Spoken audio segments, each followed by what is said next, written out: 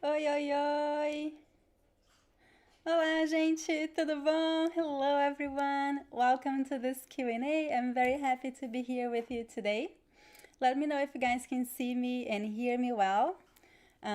So, as usual, if you're new here, I just want you to know that I publish a new lesson on my YouTube channel every Tuesday. And every Thursday, we have this short Q&A I'm here just to answer your questions, talk a little bit about the last lesson. Okay, so this is an opportunity for us to spend some time together, and I'm here especially to help you with your Portuguese. So if you have any questions about Portuguese, I'm here to help you. Okay, if you have not watched the last lesson yet, go take a look. It is available on my YouTube channel. Muito bom, Jacob. Obrigada. It is available on my YouTube channel. And the last lesson was so special because I interviewed a Brazilian history teacher. So he talked a lot about Brazilian history, specifically about indigenous people and African people in Brazil. So it was a very interesting lesson. I am not an expert in history, so if you have questions about history, I might or I might not be able to answer your questions. Please don't ask me questions about dates and numbers. I'm not good at that. But of course, as a Brazilian, I have some, normal general knowledge of Brazilian history. So I highly recommend you watch the video if you have not watched the video yet. Tá bem? Muito bom, gente. Let me see who is here. Jacob, Margus, Pia, Jerke. No idea how to pronounce your name. Mônica, tudo bom? Sunny. So good to see you all here, gente. Muito bom. So yesterday we had the Brazilian Portuguese week. It was so amazing. Thank you so much to all of you who attended the event. If you missed the live event, you can still watch the replays and download the material until Saturday. Okay, so the entire course is available on the website till Saturday. Just sign up at BrazilianPortugueseWeek.com. Okay, just a reminder that the materials are still available. Muito bom. So I see there is a question here from Margus. Futebol veio da África para o Brasil?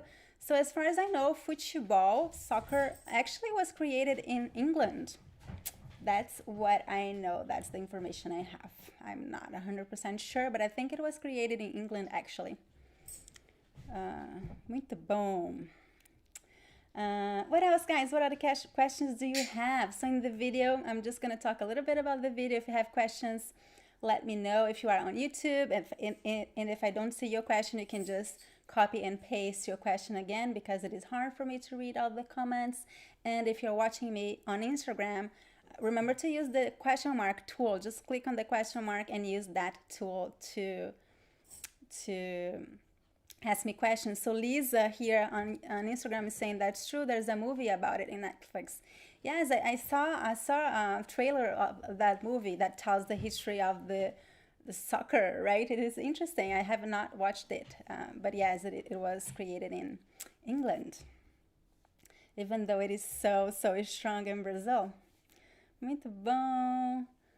Okay, looking for comments and questions about the lesson. What did you guys watch the last video that I published on YouTube? Let me know your opinion about it. Did you like it? So while I wait for your questions, I'm here to answer your questions. So if you don't have questions, I'll just keep talking. So while I wait for your questions, I want to remind you that if you want to support my YouTube channel and have access to the transcripts of all my videos, you can join the Speaking Brazilian YouTube club. I created this club. It is like a course where I organize all my videos in the order that I recommend that you watch them, and you can find the video and the transcript of the video in Portuguese and English, so you can use this material to study. Okay, so if you want to support my channel and have access to this material, go take a look. You find a link to the YouTube club below the video. Tá bem? Muito bom. So I see someone saying, Matthew, please speak in Portuguese. So this Q&A is for everyone, every level, beginner, intermediate, whatever. So that's why I speak in English, because a beginner student cannot understand Portuguese, right? When I record videos, I speak always in Portuguese and I add subtitles, Portuguese and English, right? But since this is a live video, I cannot add subtitles, so I don't want beginners to not understand what I'm saying. So this is not a class, this is just a Q&A. That is why I am speaking English. Muito bom! So I have a comment for Magus. Usar branco na virada do ano é uma ótima tradição da cultura africana. So this is so interesting. We usually don't think about it, but in Brazil, everyone does that. Everyone wears white. At New Year's Eve, we wear white. And I always did that since I was a child, and I never thought about why. But when you think about it, this is a tradition that we got from African Brazilians, and it is everywhere. Everyone follows this tradition. This is just one of the things that were brought to Brazil, by the Africans. Muito bom. Looking for more comments and questions. La différence de nunca et jamais, c'est quoi? So the difference between these two words, nunca and jamais. They are synonyms. There is no difference. The meaning is the same. It means never. Never, nunca, jamais. However, the word nunca is much more common. So I recommend you use the word nunca. Okay, but if you see Brazilians use the word jamais. It depends a little bit on the region. Some people use more the word jamais, some people use more the word nunca. To me, the word nunca sounds much more natural. I usually don't use the word jamais. It's not that common. But the meaning is the same. Muito bom! Olá, Beatles fan! Muito bom! Boa sorte com seu português. Good luck with your Portuguese learning. So Diesel, I recommend you watch my videos available on my YouTube. There are more. If you're looking for videos in Portuguese, there are more than 150 videos in Portuguese available on my channel. More than 150 videos in Portuguese available on my channel. So go check it out. Muito bom. Looking for more questions and comments. Why the capital city of Brazil was moved from Rio to Brasilia. So this was a decision that the government made. I'm not 100% sure why. I think they wanted to have a more central area, like in the map. So Brasilia is more in the center of Brazil. But I'm really not sure exactly why they decided to do that. So they created this city. Brasilia was a city that was created specifically for that purpose, right? It was not like Rio de Janeiro. The city was born more naturally, but Brasilia was created to be the capital of Brazil. So the entire city was created and organized to be the capital. So I think they wanted a place that was more that had this purpose, and also a more central place that was close to other areas of Brazil. That's what I think. Good question. Boas perguntas. What else? What other questions do you have? Muito bom. How do you incorporate immersive language learning without living in a country that speaks your target language? That's a very good question. It is not easy, but there are many things that you could do to incorporate language in your daily lives. I recorded many videos about this topic, like giving you some tips. And one thing, I'm just gonna give you one tip now. One thing that I do a lot is listen. Listen to videos, podcasts. The more you listen to the language, the more you'll learn. And it is the more natural way of learning, actually. If you think about how children learn, they listen and they imitate. So that's what I recommend that you do. Listen and imitate, speak out loud by yourself. You don't need to be with a Brazilian to speak Portuguese. You can speak by yourself. Of course, it's not the same thing. But if you do that, you are practicing, you'll be more prepared to speak when you have the chance to speak with someone. So I recommend you do that. Listen, speak. The more you do that, the better. You can have like a goal to listen to at least 30 minutes a day of Portuguese. Muito bom. Looking for more questions and comments, guys. De onde vem a tradução de pular 7 ondas? I think this tradition is also from African origin, like the tradition of skipping 7 waves.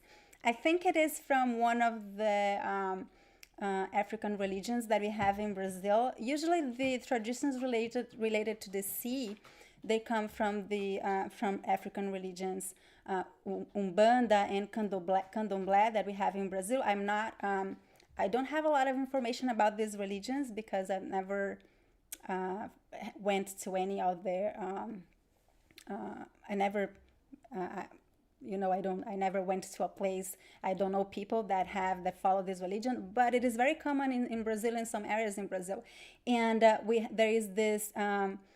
Goddess called Iemanjá that is known. Well, everybody knows what Iemanjá is. It is the goddess of the sea, and there are many traditions related to the sea that comes from these African religions, and a lot of people do it, even though we don't think about it. We don't think about the religion. We don't connect with the religion, but it is just a Brazilian tradition now, and this is one of these traditions, like skipping the waves, especially at New Year's Eve. This is more common, of course, in cities by the sea, right? So this question is a good grammar question. John, the difference between bom and bane, when to use one and when to use the other. So bom is an adjective, okay? So we are going to use the word bom to refer to a noun, to a person, to an object. And bem is an adverb. You're going to use this word to refer to another adverb or verb. Okay? So I'm going to give you a couple of examples. For example, if you say, this food is good. Essa comida é boa. So here I'm using the feminine. This is also one of the differences between these two words. The word bom is an adjective, and adjectives, they vary in gender and number. They have to agree with the noun. So if the noun is feminine, you should use the feminine adjective. And the feminine word for the word bom is boa. Então, essa comida é boa. This food is good. Essa comida é boa. So the word boa is feminine and it refers to the word comida. Comida. So we have to use the word bom or boa when you're talking about a noun. Okay? Because you have to use the adjective. But if you're talking about a verb, an action, you should use bem because we do not use adjectives to talk about verbs. We use adverbs. So, for instance, if I want to say, he speaks Portuguese well. Ele fala português bem. Because the word bem, it is referring to the word falar, to the verb. How does it speak? How does he speak Portuguese? He speaks well. Ele fala bem. Ele fala português muito bem. So did you get the difference? So basically, if you translate into English, bom means good and bem means well. Muito bom, good question. What else, guys? What other questions about Portuguese, about the video? Let me know. O que os brasileiros pensam dos alemães? I don't know. There are many German descendants in Brazil. My husband, Rob Langhammer, my last name, Langhammer, it is from German origin because he is from the south. And there are many families that immigrated from Germany and other German-speaking areas to Brazil. Muito bom.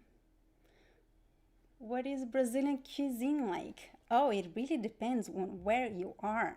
Because, there are Brazilian cuisine, it really varies from one place to another, especially because of the influences from the immigrants, right? So if you go to the northeast, you eat one kind of food. If you go to the south, you're going to eat a very different kind of food.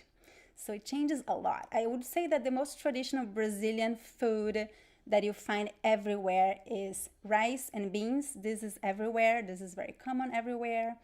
And then we usually eat rice and beans and some kind of protein or something and salad. This is very common. But there is, in the south, we have a lot of Italian, German, and other European kinds of food because of the immigrants. If you go to Bahia, we have a lot of influence from African food. And also in some areas we have influence from indigenous food. So that varies a lot. So it's interesting. You could go to Brazil and travel around and try different kinds of food. Muito bom. Excelente. Very good questions, guys. Let me know what other questions do you have. Okay, so James is mentioning churrasco. Churrasco is like a Brazilian barbecue. It is, you can find this everywhere, but is mostly very, very common in the south. Rio Grande do Sul, the southern state, that's the place where churrasco is really, really, it's very important for their tradition. They eat it very often.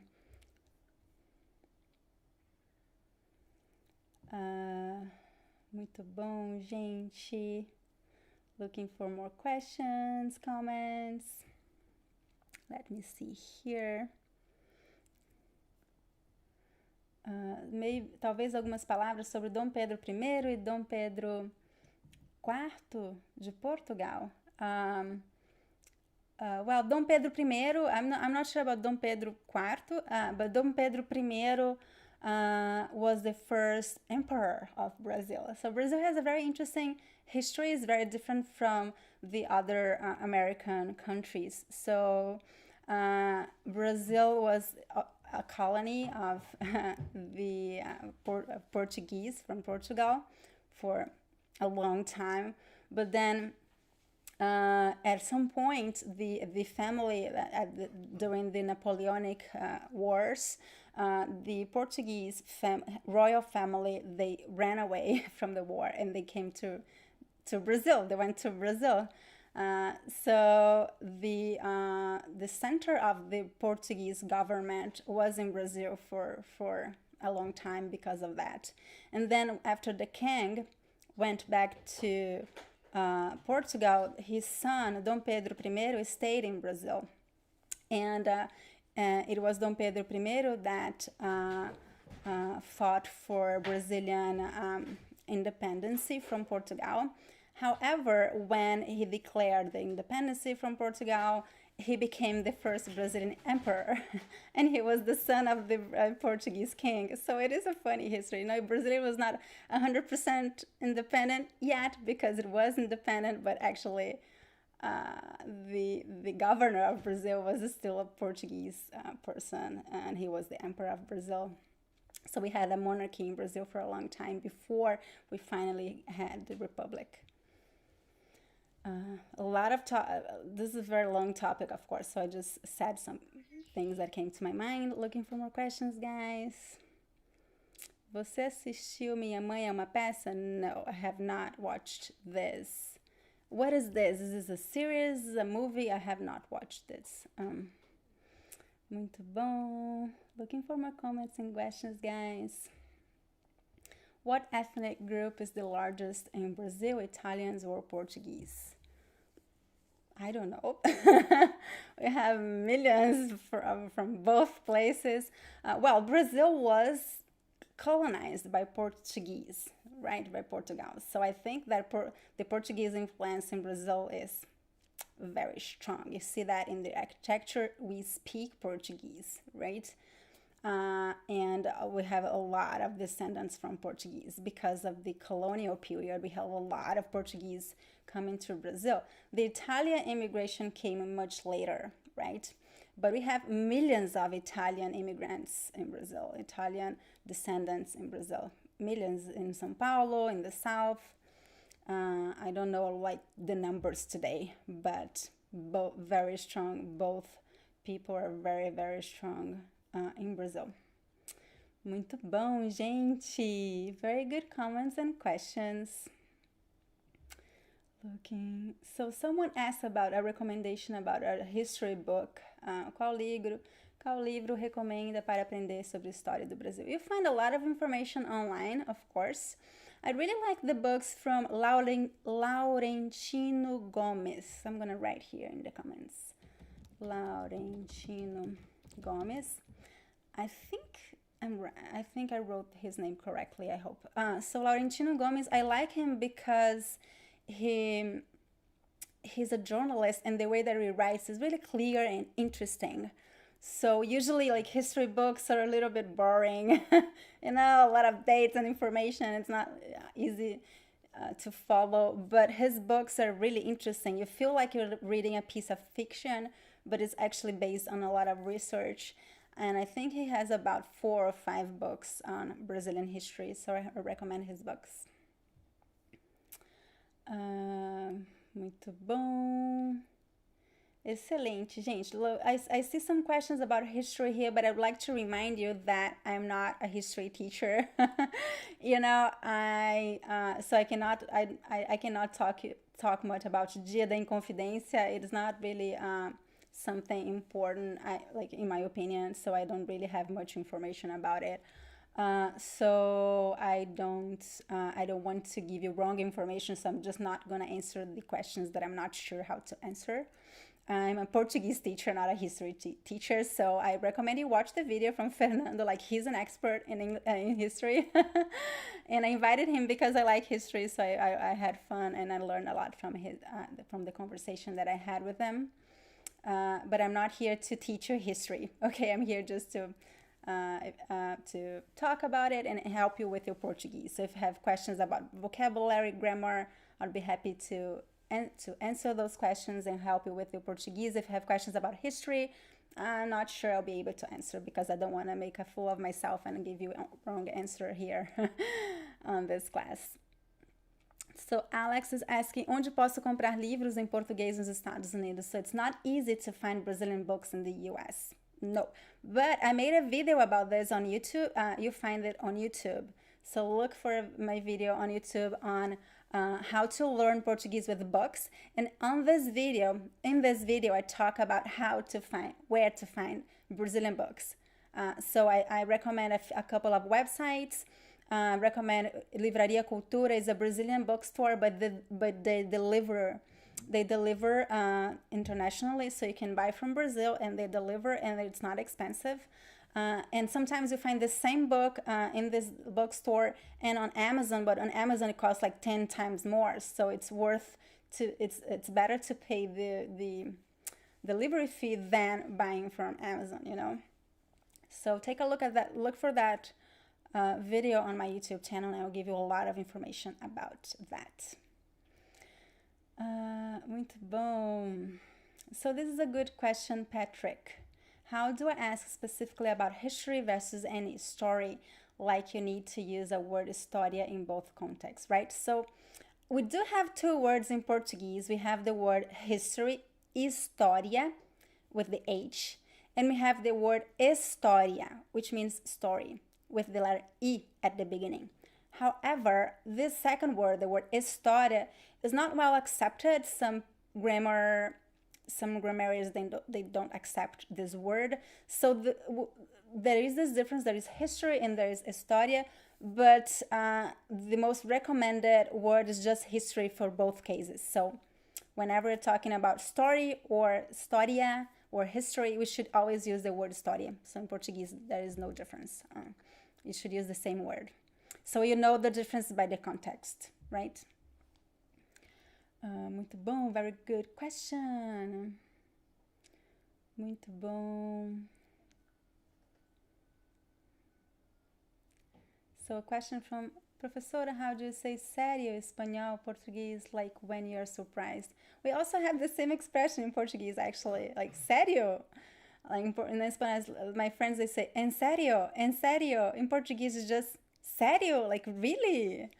It means really. It means, and also like the literal meaning would be serious. But what we mean when you say sério is like, really, you are surprised, you want to confirm the information. Sério, sério. Muito bom.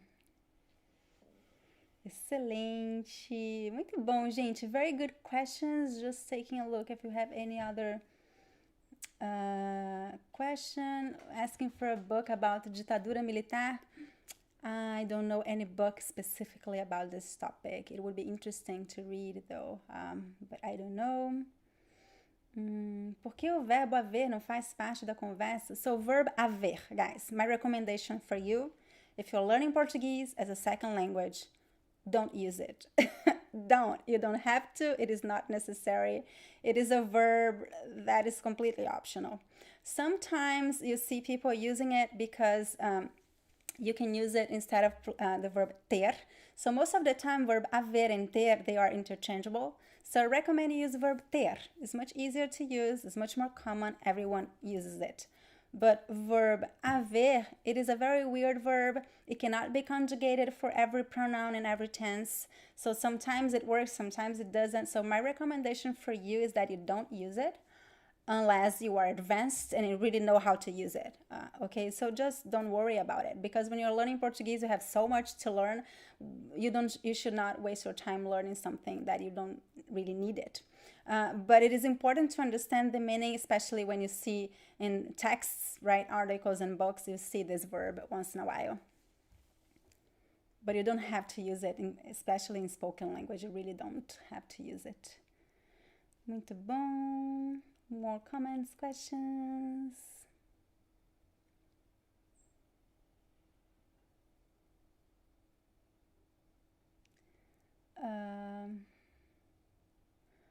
Okay. Acre or Rondônia. I'm thinking about if I know someone from Acre or Rondônia. I think I have a friend from Acre, but I'm not sure. Don't remember. I don't know many people from the north.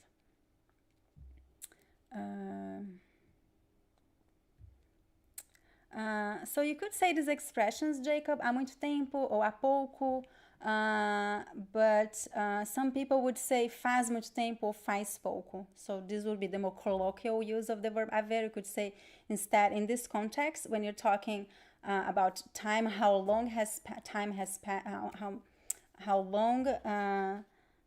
much time has passed, you could say há, or you could say faz. So in this case, it would be replaceable by the verb fazer, not the verb ter.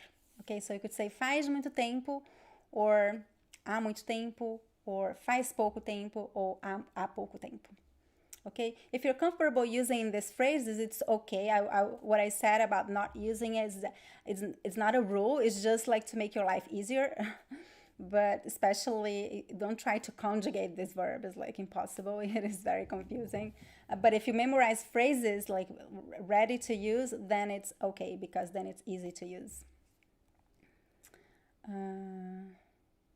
Yes, exactly. Ao. Muito bom, gente. Very good comments and questions. Okay, I think that's it for today. One last question before I finish. So a question about the spelling changes that they made. Like I don't like this agreement that they made. Like Portugal and Brazil, the grammarians, they sat down and then they decided to change the spelling of the Portuguese language. They call it this an agreement between the two countries, but even though there is an agreement, we still write things in a different way in Portuguese and Portugal. So I don't understand why they did it. It's very confusing, because the way that I learned to write Portuguese at school is different than the way that Portuguese is written today. So I have to relearn everything again after the agreement in 2009. So very confusing. But this only works in, you should only worry about spelling if you're writing, right? If you're speaking, it is not really important. But I recommend as a beginner that you don't worry about it at all. But if you have to write Portuguese for work, also if you have to write Portuguese just to speak with friends and family, I wouldn't worry about that. I would say that most people don't care and never learned the new agreement, the new spelling rules, because there are many and it's very confusing. So most Brazilians, they really don't care about this. But if you have to write for work, then it is important to write it correctly, right? If you're using Portuguese for work, if you have to write like work emails, it is important to write a good Portuguese. So in this case, I recommend that you study and learn the new spelling, the correct spelling of words. So it really depends on why you're using Portuguese. It is an informal context with friends and family, just relax. It is a formal context, it is work related, then we should be more careful with the language.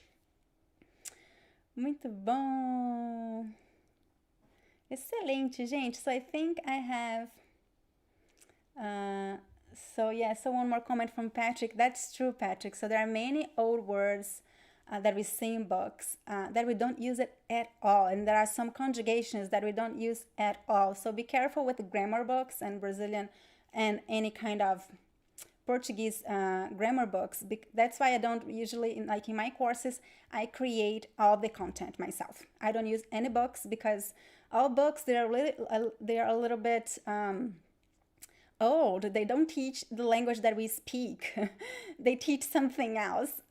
So yeah, be careful with the books. There are a lot of stuff that we don't use at all. That's true, especially in Brazil. Maybe in Portugal they use it, but in Brazil we just don't. Muito bom, gente. Very good questions. So that's it for today, but I'll be here again next week. So stay tuned. I'll publish a new video on Tuesday. Watch it before you join this Q&A so you can bring me questions. And I'll see you again next Thursday at 12 p.m. New York time. Até já. Beijo e boa quinta-feira para vocês. Tchau, tchau.